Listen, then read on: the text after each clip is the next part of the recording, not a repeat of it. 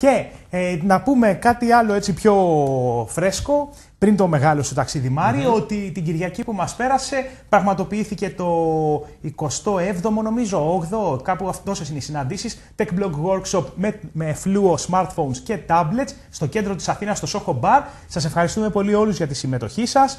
Μαζευτήκαμε, ο Μάριος ήταν εκεί πέρα. Ήμουν εκεί, παίζαμε όλοι υπέροχα, πραγματικά πάρα πολλοί κόσμος για τα δεδομένα, μιλάμε για 80 και άτομα.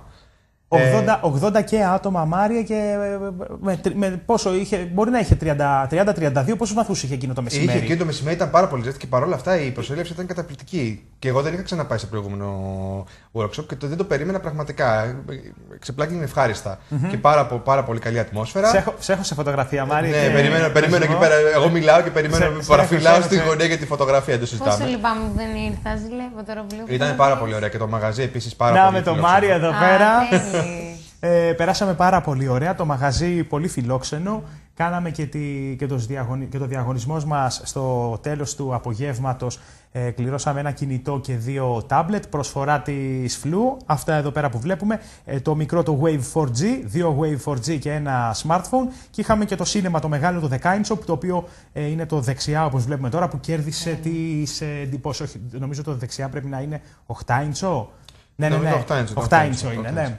Εδώ πέρα είμαι με την αδερφούλα μου, δεν ξέρω, δεν την έχετε δει ξανά. Την γνώρισα από κοντά. Είχε τύχει να έρθει από το Βερολίνο. Της χρωστάω και κάτι email και κάτι φωτογραφίες με email επίσης. Και περάσαμε πάρα πολύ ωραία. Οι κύριοι εδώ πέρα από τη Fluo, ο Ηρακλής και ο Νίκος, δώσαν τον καλύτερό τους σε αυτό.